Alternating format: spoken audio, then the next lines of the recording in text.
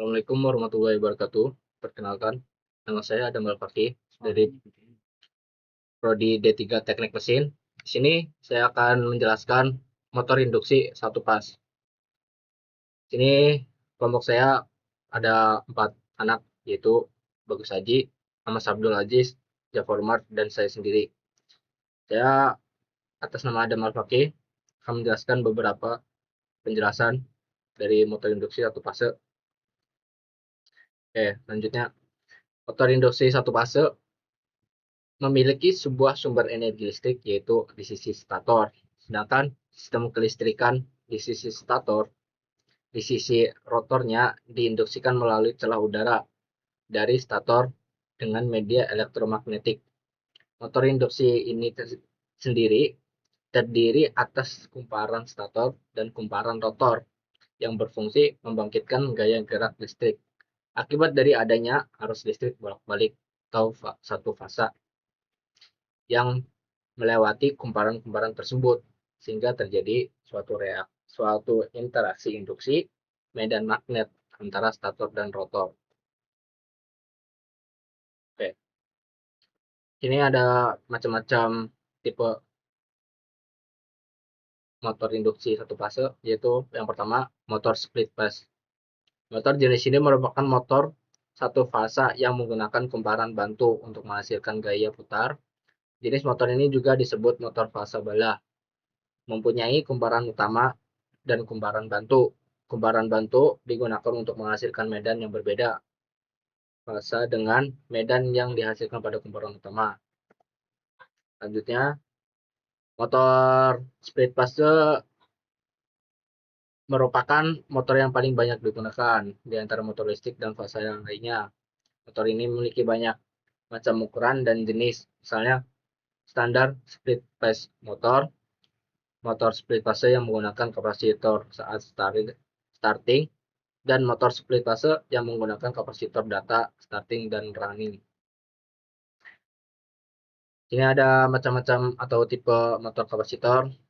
Yang pertama ada tipe 1, mempunyai kondensator yang dihubungkan deret dengan kumparan bantu tanpa saklar sentrifugal.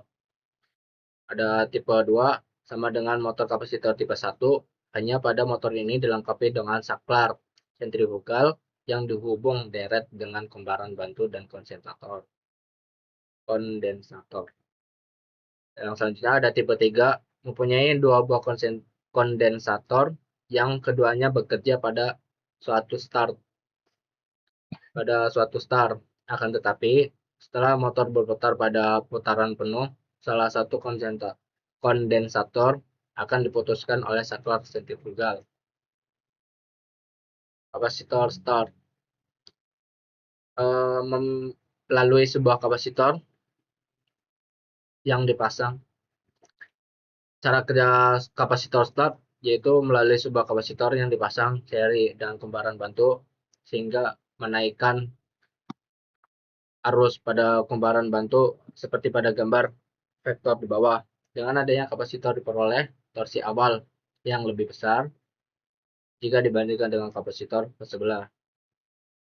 Sini ada kumparan bantu, ada kapasitor start, ada saklar sentrifugal, rotor, sama kumparan utama. Pertama ada kumparan batu. Selanjutnya kapasitor permanen. Cara kerja kapasitor permanen ini yaitu terpasang secara terus-menerus, maka torsi yang dihasilkan baik pada saat start maupun setelah berputar nominal relatif tetap. Hal ini berarti bahwa motor ini banyak digunakan pada peralatan yang membutuhkan torsi baik awal maupun saat beroperasi yang relatif sama. Selanjutnya ada kapasitor ganda. Pada saat start C1 dan C2 dan C2 terhubung semua sehingga diperoleh pada beda fasa yang cukup besar antara arus pada lilitan utama dan arus pada lilitan bantu. Diperoleh torsi awal yang sangat besar. Setelah putaran motor mencapai 70% sampai 80% putaran nominal, kapasitor C1 terlepas, namun kapasitor 2 tetap terhubung. Selanjutnya Motor kapasitor satu fasa banyak digunakan dalam peralatan rumah tangga, seperti motor pompa air, motor mesin cuci, motor lemari es, motor air, conditioning atau AC, dan penggerak kompresor. Konstruksi buat motor kapasitor itu lebih sederhana dengan daya kecil, dengan tegangan suplai itu PLN 220 volt. Oleh karena itu menjadikan motor kapasitor ini banyak digunakan pada peralatan rumah tangga. Untuk kelebihan motor kapasitor adalah power factor yang lebih besar, efisiensi kondisi operasi, dan harganya relatif lebih murah. Kurangnya adalah kapasitas pembebanan yang relatif rendah dan tidak dapat dilakukan pengasutan sendiri tanpa pertolongan alat bantu. Selanjutnya ada motor shaded pole. Motor shaded pole atau motor kutub bayangan adalah sebuah motor induksi satu fasa yang dilengkapi dengan bilitan bantu yang dihubungkan secara paralel dengan bilitan utama. Motor stator shaded pole berbentuk sepatu kutub. Kalian bilitannya ini flux bantunya, ini rotor ya. Flux utamanya ini.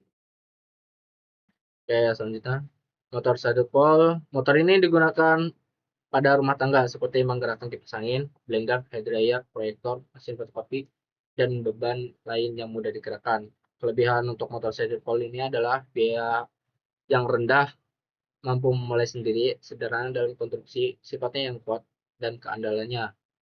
Untuk kurangan motor shaded pole ini adalah torsi awal yang sangat rendah, faktor daya rendah, kerugian tinggi, efisiensi kurang, sulit dalam pembalikan kecepatan karena membutuhkan cincin tembaga yang mahal. Selanjutnya ada motor universal. Motor universal adalah motor seri arus bolak-balik. Konstruksi maupun karakteristik motor universal sama dengan motor seri arus searah atau motor DC. Keuntungan motor universal ini dapat dioperasikan dengan sumber tegangan bolak-balik atau dengan tegangan arus arah pada nilai tegangan yang sama. Di sini motor universal dipakai pada beban momen asuk yang tinggi. Contohnya itu bor tangan, mesin gerinda, penghisap debu, kertas dapur. Motor universal juga sering digunakan dalam vacuum cleaner, sewing machine, hand tool, dan peralatan yang membutuhkan putaran tinggi. Kelebihan motor universal yaitu dapat dioperasikan pada dua jenis arus listrik, yaitu AC dan DC. Putaran dapat dirubah, dapat dioperasikan dengan kecepatan tinggi, torsi start yang besar. Kelebihan beban menyebabkan putaran motor melambat sehingga konsumsi daya relatif stabil. Untuk kekurangannya itu butuh perawatan yang lebih, efisiensi rendah, dan timbul percikan api pada sikat arangnya dan berpotensi menyebabkan kebakaran. Sini ada contoh soal tentang motor induksi satu fase, yaitu motor induksi satu fasa dengan daya output 10 kW, tegangannya 500 volt dan arusnya 30 ampere, dan cost katanya itu 0,7 landing. Jika motor induksi tersebut bekerja pada frekuensi 50 Hz dan mempunyai 4 pasang kutub, motor tersebut dijalankan dengan putaran 1460 rpm. Sedangkan resistensi dan reaktansi rotor berturut-turut adalah 1 ohm dan 4 ohm. Tentukan hitung daya input. Yang kedua, efisiensi motor dan losses motor. Yang ketiga, putaran motor dan slip yang terjadi. Yang keempat, torsi beban penuh dan torsi maksimum. Untuk penyelesaian, yang pertama menghitung daya input. Pin sama dengan F I cos, yaitu F-nya itu 500 untuk tegangan 500 volt, dan untuk I-nya itu 30 untuk arus 30 ampere, dan cosnya itu 0,75 atau laggingnya, sama dengan 11.250 atau kita sederhanakan menjadi 11,25 kW. Untuk kedua, B menghitung efisiensi motor dan losses motor. N sama dengan P out dibagi P in dikali 100% sama dengan 10 kW dibagi 11,25 dikali 100 sama dengan 88,88%. P losses pin P in dikurangin P out.